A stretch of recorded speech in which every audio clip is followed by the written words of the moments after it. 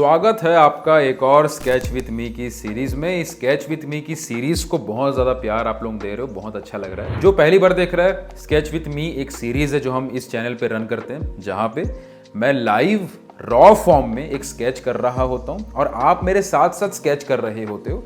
जो reference image screen पे आपको दिखेगी इस पूरी सीरीज में, तो जो चीज़ें मैं बोल रहा हूँगा उसको आप सुन भी रहे होगे, पॉइंट्स को समझ भी रहे होगे और मेरे साथ साथ स्केच कर रहे होगे। इस सीरीज का मकसद ये है कि बहुत सारे एस्पायरिंग आर्टिस्ट, जितने भी आर्टिस्ट हैं, जितने भी सीरियस आर्टिस्ट हैं, ओके, जो इस फील्ड में पैशनेट हैं कि इस फील्ड में मुझे सीरियस लेवल पे जाना है, किसी को प्रोफेशनल बनना है, तो जितने भी सीरियस एस्पायरिंग आर्टिस्ट हैं उनके साथ एक प्रॉब्लम होती है कि वो कभी मोटिवेट नहीं हो पाते, स्केच करें नहीं करें, कभी कभी डाउट में रहते हैं कि क्या डाउट आ रहा है, क्या गलती हो रही है, बहुत सारे कन्फ्यूजन उनके मन में चल रहे होते हैं। तो यहाँ पे मकसद ये कि आप अपना एक टाइम निकाल के इस पूरी सीरीज में मेरे साथ साथ स्केच करें, ताकि आपको चीज़ें, आपको लर्निंग भी मिले, आपको पॉइंट्स भी क्लियर हो, प्लस आप साथ में स्केच करोगे तो आपको एक प्रैक्टिकली आपका इंप्रूवमेंट भी होगा। ओके, अब जितने भी लोग अभी इस वीडियो को देख रहे हैं, अगर आप इस फील्ड में आर्ट टीचर बनने के तौर पे जा रहे हैं,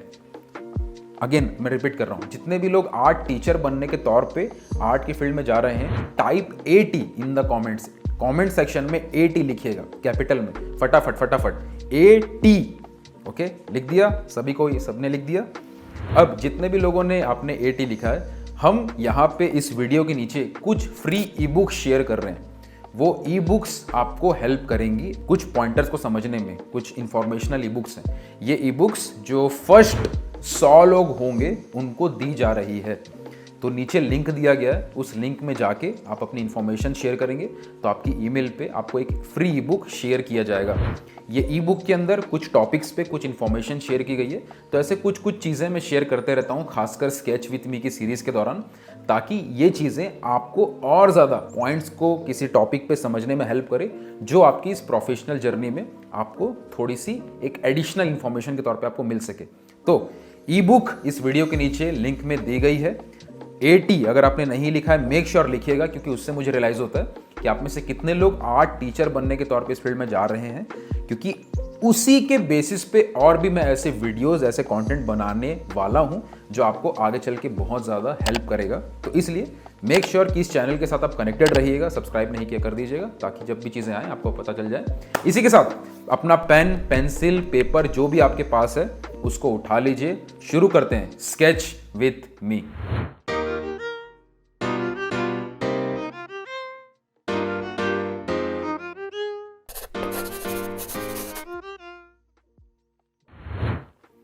तो आप यहाँ पे देख सकते हो कि मैंने रेफरेंस इमेज एक घर का लिया है, तो एक तरीके से एक लैंडस्केप ही है ये, लेकिन आज का स्केच विथ मी थोड़ा डिफरेंट है।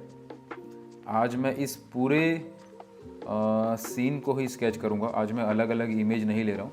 आज थोड़ा लॉन्ग टाइम स्केच करते हैं, आधा घंटा करीब हम लोग लगाएंगे, 30-35 मिनट, 40 मिनट के आसपास, तो कि रफली इसको स्केच करें। अब क्या है, देखो, स्केचिंग में कोई टाइमिंग नहीं होती, हम बस क्विकली चीज़ों को बना रहे होते हैं। अगर आपने पहले मेरे बाकी स्केच विथ मी सीरीज़ देखी है तो आई होप कि स्केचिंग से रिलेटेड आपके बहुत क्लैरिटी आपको आ चुकी होगी, बहुत ज़्यादा।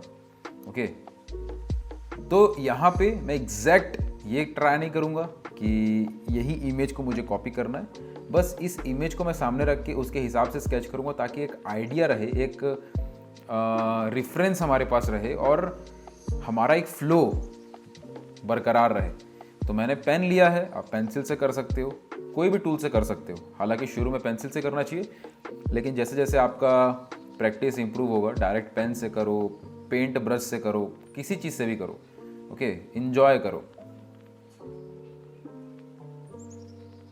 तो रफली यहाँ पे मैं लाइंस खींच रहा हूँ, रफली यहाँ पे मैं सारी चीज़ें बना रहा हूँ। पेपर को मैंने वर्टिकल पोजीशन में रखा हुआ है। ओके, थोड़ा सा स्लैंटिंग है हल्का सा, लेकिन वर्टिकल पोजीशन में है, नीचे सुला के नहीं रखा है। तो मैं डायरेक्टली वर्टिकल पोजीशन में ही स्केच कर रहा हूँ। हालांकि आप नीचे रख सकते हो, क्योंकि हमने यहाँ पे ट्राइपॉड ग्रिप से पेन को पकड़ा हुआ है। ट्राइपॉड ग्रिप, ओवरहैंड ग्रिप, ये चीज़ें अगर आपको जाननी है तो इसके ऊपर मैंने अलग से एक वीडियो बनाया था, वो जाके एक बार ज़रूर देखिएगा। Tripod grip versus overhand grip important है, ये सारी चीज़ें आपको जाननी चाहिए, तो वो आप वीडियो अलग से देखिएगा। पहले अभी इसको स्केचिंग करने में फोकस करते हैं। तो रेफरेंस इमेज आपके सामने दिख रही है, मैं रफली इसको बना रहा हूँ, आप भी मेरे साथ साथ बनाते रहिएगा, आप भी मेरे साथ साथ स्केच करिएगा। वीडियो को आप वापस से पीछे जाके देख सकते हैं अगर कोई चीज़ छूट जाती है तो, लेकिन ट्राई करिए कि आप भी मेरे साथ साथ फटाफट स्केच करें। और ये चीज़ मैंने पहले भी बोली है और मैं फिर से बोलूँगा कि स्पीड टाइम के साथ आती है, स्पीड प्रैक्टिस करते करते आती है। तो कभी भी ये ट्राई मत करना कि मेरी स्पीड शुरू से ही ज़्यादा हो, शुरू से ही मैं फटाफट से स्केच कर पा लूँ, वो चीज़ मत सोचिएगा। जैसे जैसे आप स्केच करते जाओगे स्पीड थोड़ी थोड़ी आपकी इंक्रीज़ होती जाएगी अपने आप नेचुरली। लेकिन इसका मतलब ये भी नहीं है कि आप इतना स्लो करो कि आप एक एक लाइन को आराम से धीरे धीरे आउटलाइन की तरह बना रहे हो डिटेल ऐड करने के चक्कर में, और एकदम स्लो बना रहे हो, फिर वो स्केचिंग में नहीं आएगा वो चीज़। स्केचिंग में एक फ्लो, एक क्विकनेस रहती है, लेकिन वो क्विकनेस कितनी क्विक है वो टाइम के साथ धीरे धीरे होगा। तो यहाँ पे मैं रफली मैंने बस एक 4 5 6 10 लाइन खींच के एक ढांचा टाइप का बना दिया कि हाँ ये एक लगभग मेरा घर का ये स्ट्रक्चर है कि हाँ ऊपर की लाइन नीचे की लाइन, रफली मैंने लाइन खींच दिया। अब मैं हल्की फुल्की हैचिंग, क्रॉस हैचिंग ये सब कर रहा हूँ। ओके, तो जैसे कि मैं बोला कि आज जो हम स्केच कर रहे हैं, मैं एक ही सीन ले रहा हूँ और इसी को थोड़ा ज़्यादा टाइम देंगे हम। ओके, अब ये एक सवाल होता है कि किसको हम स्केच बोलें, किसको हम स्केच नहीं बोलें। तो स्केच का बेसिकली मीनिंग यही है कि उसमें हम बहुत डिटेल्स को ना फोकस करते हुए एक क्विक फ्लो में एक या तो कोई इमेज है उसका आइडिया हम लोग एक्सप्रेस कर रहे हैं, या उसमें कोई चेंजेस हमको करना है तो हम उसको बस एक्सपेरिमेंट करके देख रहे हैं। तो एक क्विकनेस है जहाँ पर ज़्यादा डिटेल का ज़रूरत नहीं है। लेकिन इसका मतलब ये नहीं कि कोई टाइम लिमिट फिक्स है कि 2 मिनट करेंगे तो उसको स्केच बोलेंगे, 5 मिनट करेंगे तो उसको स्केच नहीं बोलेंगे, या 10-15 मिनट या आधा घंटा करेंगे तो उसको स्केच नहीं बोल सकते। ऐसा कोई टाइम लिमिट फिक्स नहीं है। ओके, ये डिपेंड करता है कि आपका इंटेंशन क्या है उस आर्टवर्क को लेके, आप उस आर्टवर्क को किस नज़रिए से देखते हो। अगर मैं एक छोटा सा वर्क बना रहा हूँ, एक मैंगो बना रहा हूँ, ओके, एक मैंगो की ड्राइंग बना रहा हूँ, बहुत आराम से बना रहा हूँ, धीरे धीरे आउटलाइन को ठीक से देख के, और उसमें मुझे 5 मिनट लगे, तो वो स्केचिंग के अंदर नहीं आएगा।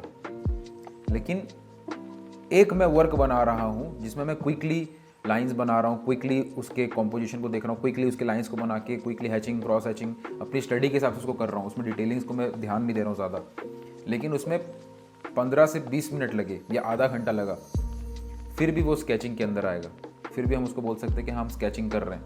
ओके, तो टाइम लिमिट के हिसाब से जजमेंट नहीं होता, उस आर्टवर्क को करने का तरीका, जो प्रोसेस है हम लोग का, जो अप्रोच है उस आर्टवर्क के प्रति, वो दिखाता है कि हम स्केच कर रहे हैं या हम एक प्रॉपर डीप स्टडी कर रहे हैं, लॉन्ग आवर स्टडी कर रहे हैं। ओके, तो ये सारी चीज़ें सब्जेक्टिव मैटर है, इसमें कोई ऐसा कोई रूल नहीं है कि इतने टाइम के अंदर करोगे तो स्केच माना जाएगा, इतने टाइम के अंदर बाहर करोगे तो उसको स्केच नहीं माना जाएगा। डिपेंड्स कि आपका इंटेंशन क्या है और आप अपने आर्टवर्क में या जो भी चीज़ आप बना रहे हो उसमें आप कितना इन्फॉर्मेशन ऐड करना चाहते हैं। तो अब मैं यहाँ पे और थोड़ी इन्फॉर्मेशन ऐड करना चाहता हूँ, मैं थोड़ा और हैचिंग, क्रॉस हैचिंग कर करके देखना चाहता हूँ, मज़ा आ रहा है, तो वो चीज़ भी स्केचिंग का ही हिस्सा है। वो कोई ऐसा नहीं है कि स्केच नहीं है, अब ये तो प्रॉपर ड्राइंग हो गई या प्रॉपर लॉन्ग आवर स्टडी हो गई। ओके, सब इन शब्दों में कंफ्यूज मत होना। ओके, ये शब्दों के बीच में कन्फ्यूज़न हो जाएगा तो फिर उन्हीं के बीच में मैक्सिमम लोग अटके रह जाते हैं। ठीक है, ड्राइंग एक बड़ा शब्द है, ड्राइंग के अंदर आती है स्केचिंग। तो आप अगर फाइनल वर्क के हिसाब से कोई आर्ट वर्क नहीं कर रहे हो तो आप उसको स्केच बोल सकते हो, कोई दिक्कत नहीं है। ओके, और ऐसा कोई वो गुनाह नहीं हो जाएगा कि आपने किसी चीज़ को स्केच बोल दिया और वो स्केच के कैटेगरी में नहीं आता तो कुछ पाप पड़ जाएगा, भगवान आपको माफ़ नहीं करेंगे, ऐसा कुछ नहीं है। ओके, आप बोल सकते हो। इन सब शब्दों में कन्फ्यूज नहीं हो। बनाने का अप्रोच, वो चीज़ें मैटर करती हैं कि आप उसको बना कैसे रहे हो, कितनी उसकी प्रैक्टिस कर रहे हो, कितना आप अपने ड्राइंग के ऊपर काम कर रहे हो। ये सब जो अप्रोच है, ये जो प्रैक्टिस है, ये सब जो लर्निंग है, उसके ऊपर फोकस करो, अपने आप ग्रोथ होगी, अपने आप ये सारे शब्द समझ में आने लग जाएंगे। ओके। तो ज़्यादा थ्योरेटिकल होने की ज़रूरत नहीं है, आराम से काम करोगे, समझ समझ के प्रैक्टिस करते रहोगे तो अपने आप ये जो बेसिक बातें अपने आप क्लियर होती जाएंगी। ओके।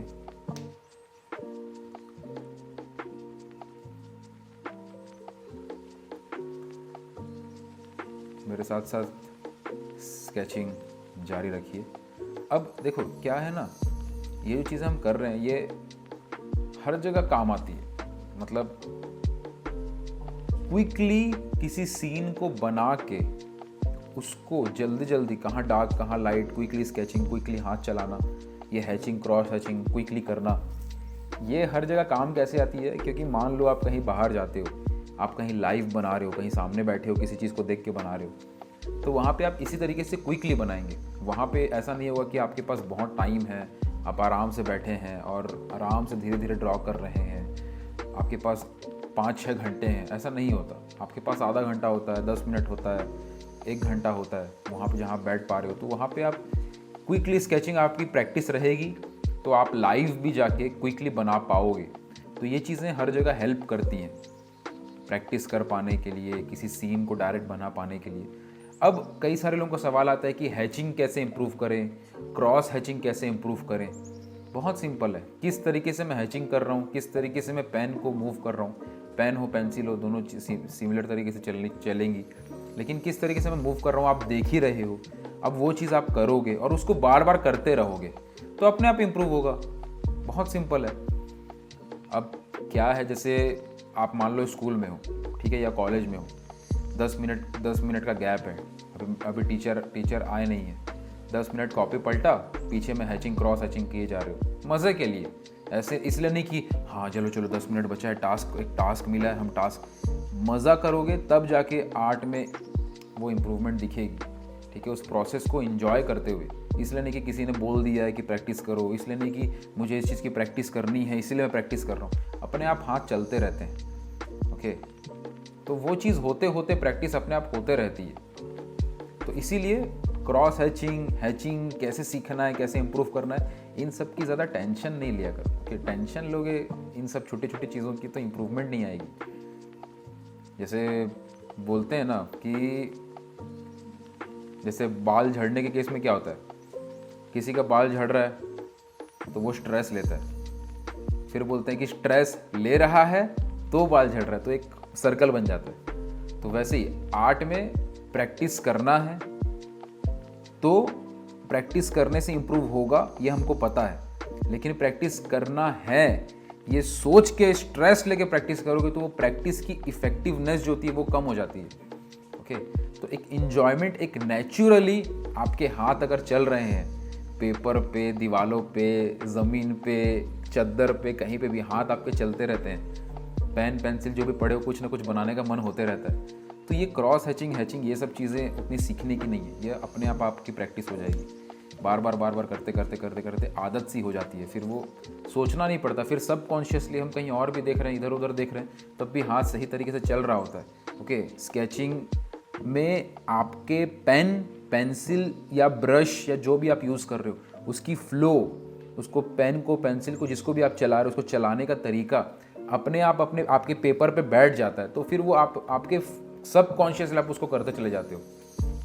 तो इन चीज़ों की प्रैक्टिस करते करते चीज़ें आएंगी। ओके, अब देखो दो चीज़ें होती है, एक होता है प्रैक्टिस, एक होता है लर्निंग। एक होता है प्रैक्टिस, एक होता है लर्निंग। कमेंट सेक्शन में लिखो practice and learning, practice and learning. लिख रहे हो सब कोई?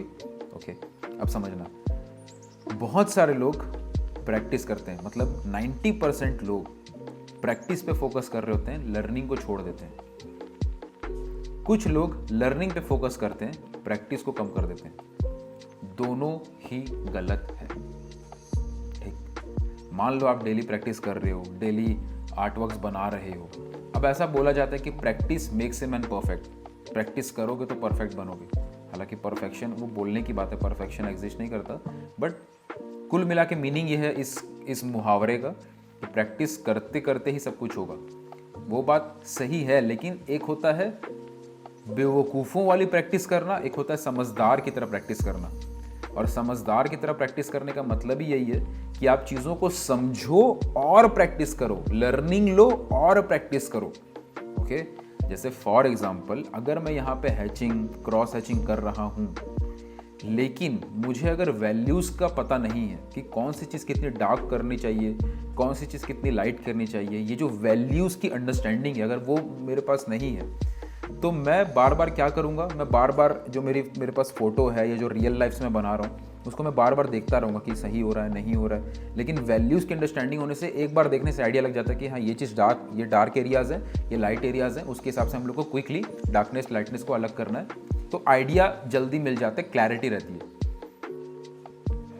और जो प्रैक्टिस है वो और ज़्यादा फास्ट हो पाती है और बहुत ज़्यादा इफ़ेक्टिव हो पाती है। हर प्रैक्टिस के बदले जो रिजल्ट्स आ रहा है वो रिजल्ट्स का आना फास्ट हो पाता है। क्योंकि एक बार खुद सोचना, अगर सिर्फ प्रैक्टिस करने से हर पर्सन की इम्प्रूवमेंट हो जाती, तो दुनिया में अगर हर कोई प्रैक्टिस करता तो हर कोई इम्प्रूव कर जाता। ऐसा क्यों होता है कि कुछ लोग बहुत प्रैक्टिस करते हैं फिर भी उनका इतना इम्प्रूव नहीं होता, और कुछ लोग उनके कंपैरिजन में थोड़ा कम प्रैक्टिस करते हैं फिर भी उनका इम्प्रूव होता। जैसे कि मैं एक और एग्जांपल देता हूँ। जैसे कहा जाता है कि अगर आपको सक्सेसफुल होना है तो मेहनत करो। अब मेहनत क्या है? मेहनत जो वर्ड है वो एक एब्स्ट्रैक्ट वर्ड है, उसका कोई एक डेफिनेशन नहीं है कि क्या मेहनत करें। मेहनत करें तो बोल दिया, मतलब क्या मेहनत? मेहनत एक कूली भी कर रहा है, एक रिक्शे वाला भी कर रहा है, एक गवर्नमेंट का एम्प्लॉय भी कर रहा है, एक आर्टिस्ट भी कर रहा है। हर दुनिया में हर आदमी अपने अपने लेवल पे जो भी वो काम करते हैं, एक डॉक्टर भी मेहनत कर रहा है, हर कोई अपने अपने लेवल पे मेहनत करते हैं। लेकिन हर किसी की लाइफ सक्सेस के मुकाबले बहुत सही नहीं है। ओके, सक्सेस की अगर बात करें, और सक्सेस का मतलब सिर्फ पैसा नहीं होता। सक्सेस का मतलब फैमिली के साथ टाइम बिताने की बात हो, या फिर हेल्थ की बात हो। कई सारे वर्कर है जो दिन रात मेहनत करते हैं लेकिन ना तो उनकी अर्निंग हो रही है ठीक से, ना उनका हेल्थ ठीक से रह रहा है, ना वो अपनी फैमिली को टाइम दे पा रहे हैं, तो हर तरफ से उनकी ज़िंदगी ख़राब है। ओके, तो सिर्फ मेहनत बोलना काफ़ी नहीं है, उसके पीछे वो किस काम के लिए काम कर रहे हैं, किस चीज़ में मेहनत कर रहे हैं, और मेहनत करते समय ये सोच रहे हैं कि नहीं सोच रहे हैं कि इस चीज़ को मैं ऐसे कर रहा हूँ तो इतना ऐसे हो रहा है, क्या आने वाले 2 साल में मैं ये चीज़ की जगह ये करूँ तो बेटर हो सकता है। कि वो जो थॉट्स हैं, वो जो बीच बीच में सोचना है कि क्या जो मैं कर रहा हूँ वो सही है नहीं है, इसको चेंज करूँ क्या, इसको बदल के देखूँ क्या, या इस चीज़ को ऐसे करूँ तो ज़्यादा अच्छा होगा क्या, वो जो थॉट्स हैं वो उनका होना ज़रूरी है। तो वैसे ही जब आर्ट की कोई प्रैक्टिस करता है, आर्ट में हम प्रैक्टिस कर रहे हैं, चीज़ों को कर रहे हैं, तो हर चीज़ को जब आप समझते हुए चलते हो, लर्निंग लेते हुए चलते हो, तो आपकी जो प्रैक्टिस है वो और ज़्यादा अच्छे से इफ़ेक्टिव हो जाती है। ओके, सिर्फ आप रैंडमली प्रैक्टिस नहीं कर रहे हो, सिर्फ हर दिन आप पेपर उठा के चीज़ों को रगड़ नहीं रहे हो, पेंसिल को पेपर पे। आप समझ रहे हो कि जो मैं कर रहा हूँ या कर रही हूँ वो सही डायरेक्शन में जा रहा है कि नहीं जा रहा है। उसके बाद आप हर गलती को ऑब्जर्व कर पाते हो। ओके, अब देखो हर चीज़ का बैलेंस है, वो करते करते हो जाएगा। जैसे कि अब जब मैं ये बोलता हूँ कि अपनी गलती को ऑब्जर्व करना है और आगे बढ़ना है, ये बात सही है, क्योंकि गलती को ऑब्जर्व नहीं कर रहे हो, अपनी मिस्टेक्स को आप ऑब्जर्व नहीं कर रहे हो और सिर्फ प्रैक्टिस किए जा रहे हो, तो ऑब्वियस सी बात है वो गलती बार बार हो रही है, लेकिन आप वो गलती को ऑब्जर्व नहीं कर रहे तो वो होती ही चली जाएगी। जितनी जल्दी वो गलतियाँ ऑब्जर्व होंगी उतना जल्दी वो गलती के दोबारा होने का चांस कम होता जाएगा और आपकी गलतियाँ धीरे धीरे कम होती जाएंगी। लेकिन इसका मतलब ये भी नहीं है कि गलती को ऑब्जर्व करने के चक्कर में आप आपकी जो क्वांटिटी है उसको कम कर दें। ओके, क्वालिटी के चक्कर में क्वांटिटी कम नहीं होनी चाहिए। एक बहुत ज़्यादा डिबेट चलती है इस बात में कि क्वांटिटी पे फोकस करें कि क्वालिटी पे फोकस करें। अब देखो ये सारे शब्द, हर एक शब्द एब्स्ट्रैक्ट है। कोई भी बोलता है ना, जैसे मैं आपको एक चीज़ बताता हूँ,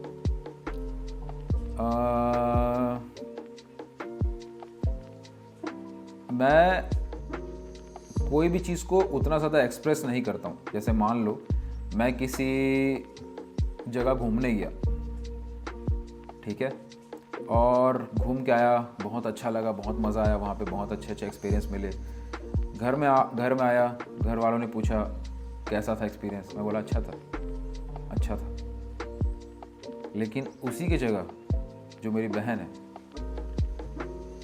वो खुशी से बताती कि इतना मज़ा आया, ऐसे हुआ वैसे हुआ, ऐसे घूमने गए थे, वहाँ पे हम लोग झूला झूले, वहाँ पे हम लोग ये खाना खाए, वहाँ पे ये नाश्ता किए, ऐसा था, अलग अलग टाइप के खाना मिल रहा था, ऐसा वैसा। तो एक्साइटमेंट उसका अलग लेवल का है। तो चीज़ें वही हैं, मतलब एक्सपीरियंसेस दोनों के सेम रहे। बट मैंने जब बोला तो मेरा जो रिप्लाई था वो था हाँ अच्छा था। उसका जो रिप्लाई था बहुत खुशी वाला, एक्साइटमेंट के साथ था। तो अब जो सामने वाला व्यक्ति है जो ये सवाल पूछ रहा है कि कैसा एक्सपीरियंस था, उनको ऐसा लगेगा कि यार अच्छा था बोल रहा है तो पता नहीं उतना अच्छा नहीं हुआ शायद, लेकिन वो मेरे एक्सप्रेस करने का तरीका है। अब क्या होता है कि सेम चीज़ हम लोग जब सोशल मीडिया पे सुनते हैं या कहीं पे भी किसी को भी सुनते हैं, तो हम किसी शब्द को बोलने के पीछे हम लोग क्या उसके बारे में सोच रहे हैं वो चीज़ सोचना शुरू कर देते हैं।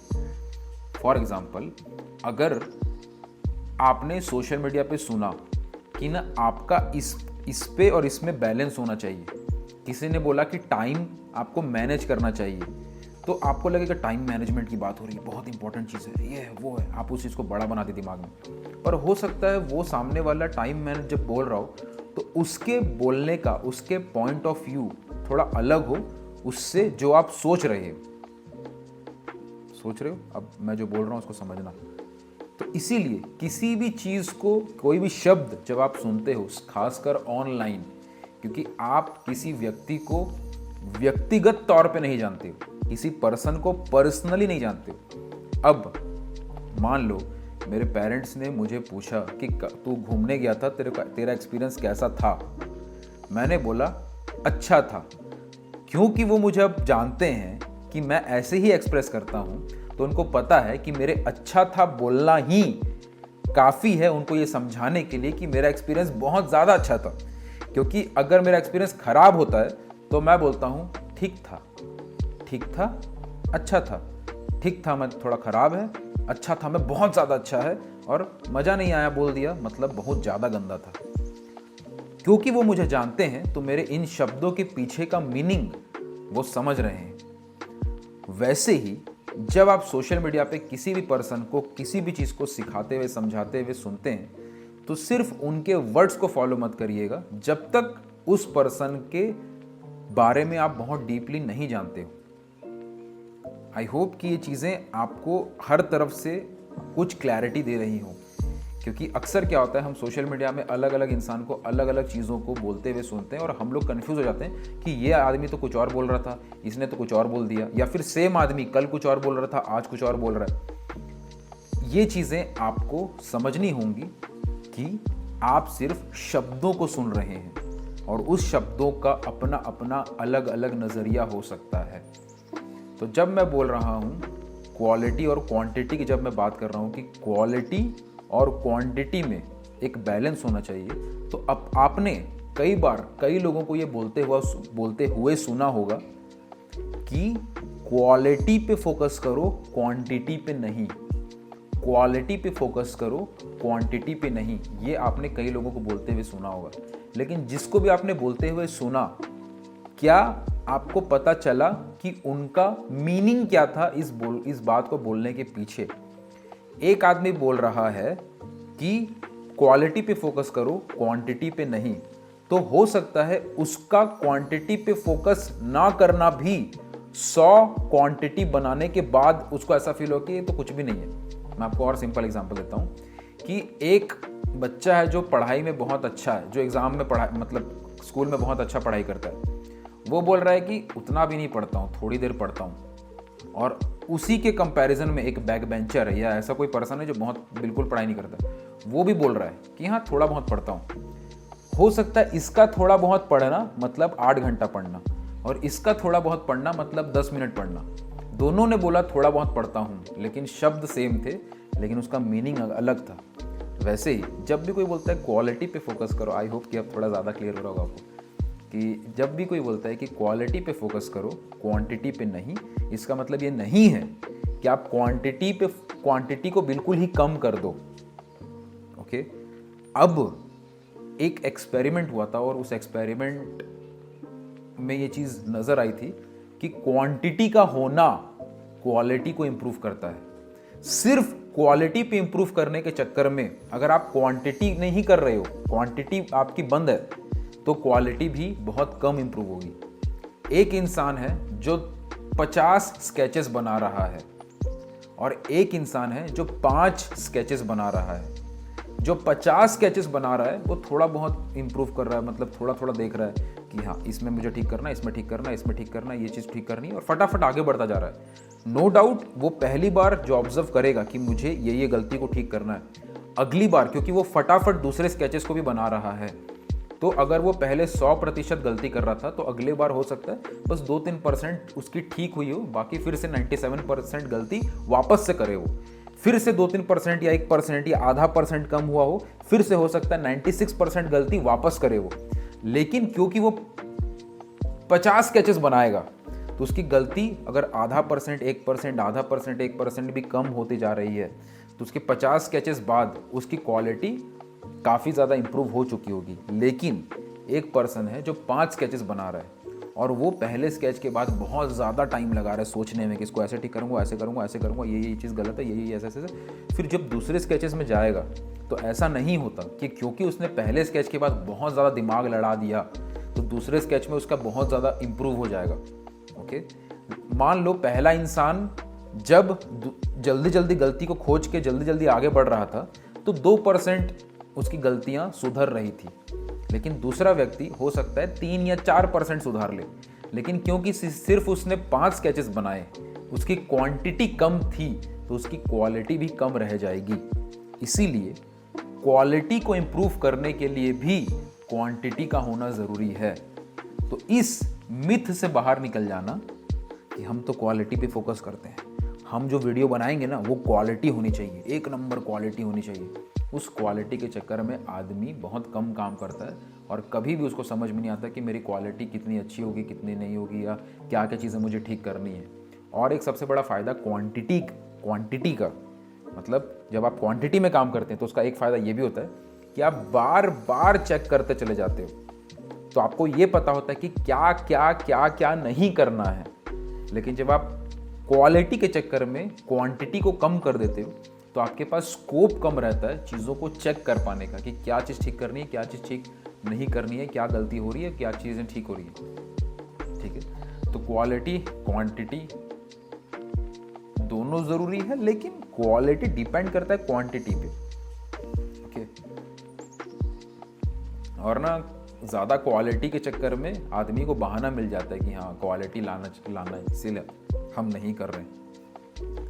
एक डेडलाइन दो अपने आप को कि हाँ मुझे दिन में इतने स्केचेस करने हैं या इतनी चीज़ें करनी हैं। तो अगर आपका वो चीज़ें, और मेन फोकस करो कि वो चीज़ें हो जाएं। जैसे मान लो आपने बोला कि मैं दिन में 5 स्केचिंग करूँगा या करूँगी, ठीक, आपने ये सोचा, मान लो, तो वो 5 स्केचिंग में आपने पहला स्केच बनाया तो पहला स्केच को अच्छा करना है, 4 स्केचिंग रहन देती हूँ या रहन देता हूँ, इसी स्केच को अच्छा कर देता हूँ, ये सोचना छोड़ के आप फोकस करोगे कि 5 करना है तो 5 करना है।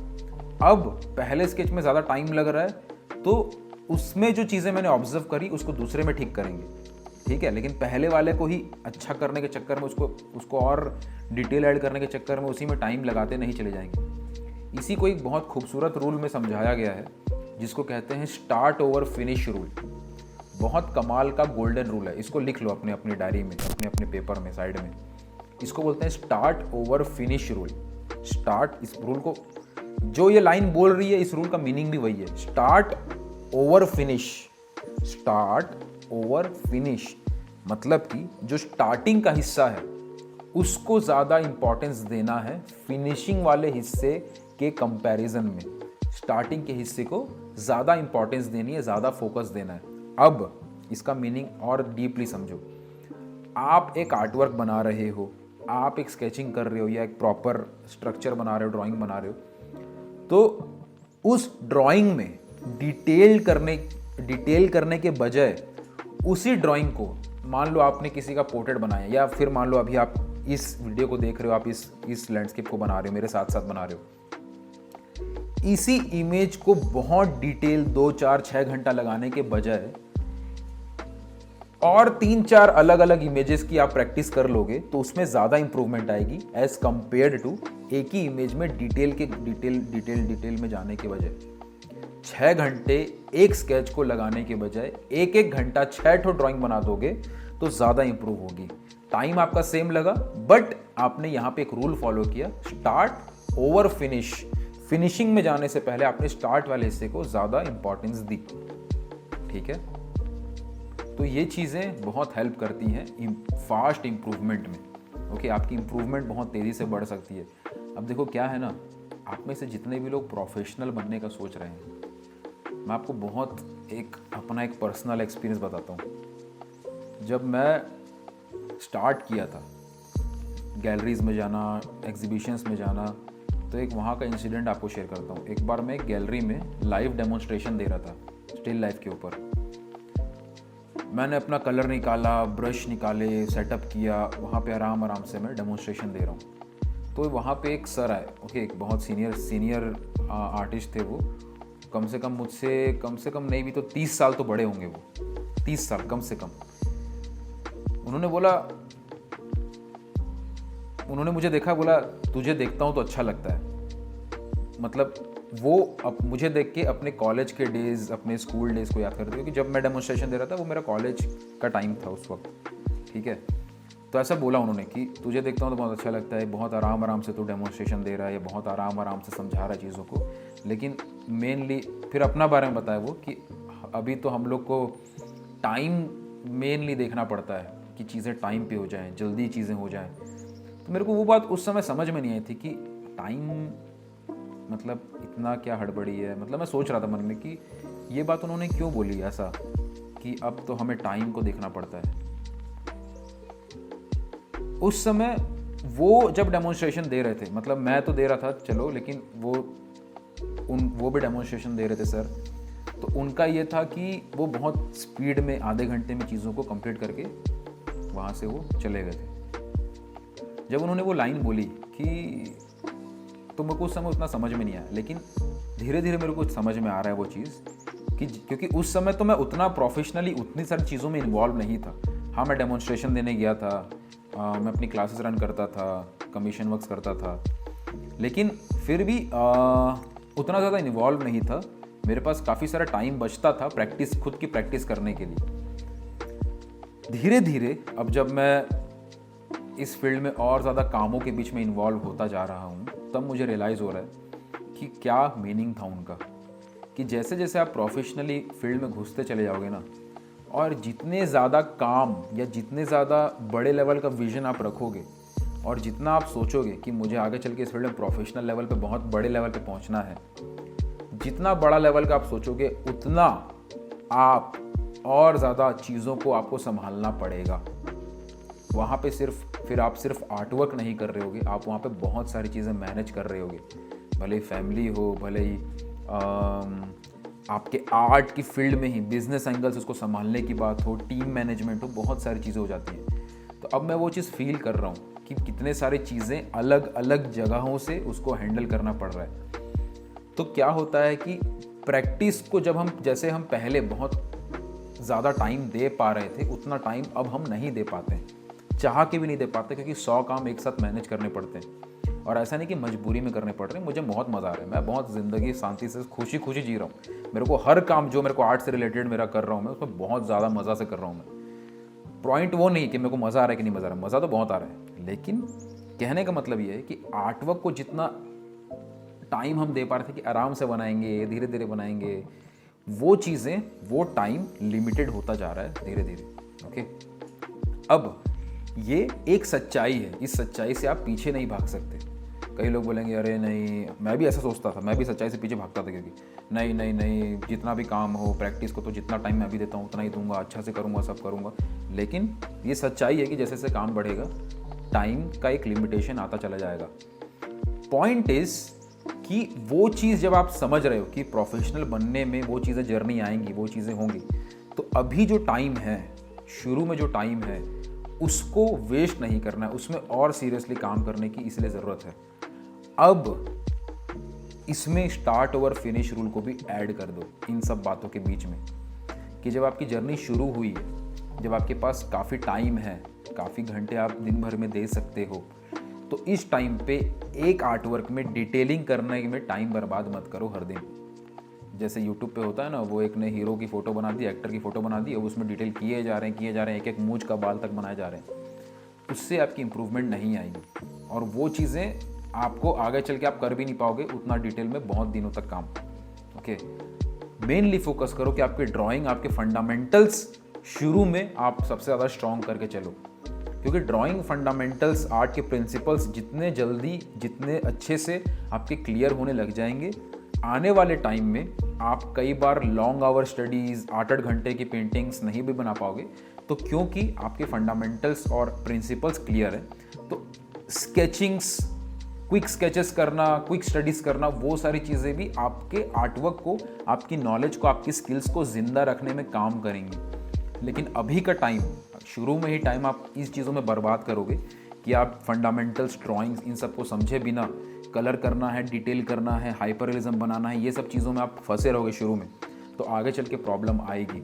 मैं जानता हूँ, जैसे मैं उस समय जब मैंने शुरू किया था तो मैं बहुत सारी बात नहीं समझता था, जो मेरे सीनियर या जो सीनियर आर्टिस्ट बताते थे, जो बोलते थे, उनकी बातों को मैं ट्राई करता था उस वक्त समझने का। बहुत सारी बातें समझ में नहीं आती थी जो अभी धीरे धीरे रियलाइज़ हो रही है। वैसे ही आप में से कई सारे लोग मेरी इन बातों को बाद में रियलाइज़ करेंगे, लेकिन मेरा काम है इन चीज़ों को बोलना, ताकि आपको पता तो हो कि मैंने बोला था, ताकि रियलाइजेशन हो, तो आपको पता हो कि ये चीज़ें कैसे होती हैं। आप में से कई लोगों ने ऑलरेडी रियलाइज़ किया भी होगा, कई साल ऑलरेडी अपने से खुद से बहुत चीज़ों की प्रैक्टिस करी होगी, लेकिन बाद में फिर आर्टवर्क छूट गया होगा, फिर लगा होगा कि यार हम भूल गए क्या, उस समय इतना अच्छा आर्टवर्क था, हमारी प्रैक्टिस छूट गई, तो हमारा आर्टवर्क फिर शुरू से शुरू करना पड़ेगा क्या। ये चीज़ें इसलिए होती है क्योंकि आपने शुरू में फंडामेंटल्स, आर्ट के प्रिंसिपल्स पे, मेनली कोर लेवल पे फोकस नहीं किया। अब जब बहुत गैप हो जाता है और ड्राइंग, फंडामेंटल्स, ये सारे प्रिंसिपल्स जो हैं, ओके, उन सबको समझने में सबसे बड़ा बेनिफिट ये भी है ना, क्योंकि लाइफ में क्या होगा हमको पता नहीं है। हो सकता है कल के डेट में कुछ ऐसा इंसिडेंट हो जाए जिसकी वजह से हमारा आर्टवर्क छूट जाए, और पता नहीं हम फिर उसको कब, 1 साल बाद, 2 साल बाद कब वापस से शुरू करें। हमें नहीं पता कब क्या होगा। ज़िंदगी में हम लोग का कंट्रोल थोड़ी है, कभी भी कुछ भी हो सकता है। लेकिन अगर आप फंडामेंटल्स, आपके प्रिंसिपल्स, ये सारी चीज़ों के ऊपर मेनली फोकस कर रहे हो, तो आपका आर्टवर्क कभी छूट भी जाए किसी भी कारणवश, तो आप उसको वापस से खुद से शुरू कर पाओगे। किसी और की मदद बेस लेवल से लेनी नहीं पड़ेगी। जैसे कि आपने बचपन में एक बार साइकिल चलाना सीख लिया, अब 15 साल तक साइकिल नहीं भी चलाओगे, साइकिल चला लोगे, ओके, 15 साल तक साइकिल नहीं भी चलाया, छूट गया, तब भी वापस से चला सकते हो। फिर से आपको वो 4 चक्के की साइकिल लगा के कोई मेरे को पकड़ के रखे या फिर से कोई सिखाए, ऐसा नहीं करना पड़ेगा। आप बोलोगे 15 साल पहले चलाई थी, 15 साल पहले चलाया था, वापस से मिलेगा, वापस चला दोगे। थोड़ा सा अजीब लगेगा शुरू में, लेकिन चला लोगे, इस बात का कॉन्फिडेंस आपके अंदर रहेगा। वैसे ही आर्ट के साथ है या कोई भी फील्ड के साथ है, जितना आप शुरू में कोर लेवल पे, फंडामेंटल लेवल पे काम करोगे, आगे चल के अगर छूट भी जाता है, चीज़ें गैप भी हो जाती हैं, तब भी आपको शुरू से सब कुछ समझने की ज़रूरत नहीं पड़ेगी, आप वापस से पिकअप कर सकते हो। लेकिन अगर आप वापस से पिकअप नहीं कर पा रहे हो, आपको डर लगता है, आपको क्लैरिटी नहीं आती है, आप इन सारे बेसिक चीज़ों में फंसे रहते हो, इसका मतलब ही यही है कि आपने अभी तक अपने फंडामेंटल प्रिंसिपल्स पे काम किया ही नहीं है। क्योंकि किया होता तो ये चीज़ें होती ही नहीं, प्रॉब्लम आती ही नहीं। क्लियर है अभी कहाँ पे किस जगह पे जो प्रॉब्लम आ रही है, उसका रीज़न क्या है। अब फंडामेंटल प्रिंसिपल्स क्या है, देखो अभी मैंने ड्राइंग बनाई, फटाफट से ड्राइंग बनाई, ये ड्राइंग का बन जाना एक फंडामेंटल स्किल है, समझना इस चीज़ को। इस ड्राइंग का फटाफट से बन जाना एक फंडामेंटल स्किल है। अब इस ड्राइंग का फटाफट से बन जाने के पीछे क्या क्या पॉइंट्स छुपे हैं कि प्रपोर्शन, क्विकली प्रपोर्शन देखा, क्विकली पर्सपेक्टिव देखा, क्विकली कहाँ पे कौन सी चीज़ें आएंगी, इसका प्लेसमेंट देखा। ये जो क्विकली हम जजमेंट कर लेते हैं कि हाँ ये लाइन खींची, यहाँ पे ये घर आएगा, यहाँ पे ये दीवार आएगी, यहाँ पे रास्ता आएगा, फटाफट देखा, ये जो चीज़ें देख पाने की काबिलियत है, इन चीज़ों को प्रैक्टिस ही सबसे ज़्यादा करना है, क्योंकि यही आपका फंडामेंटल है।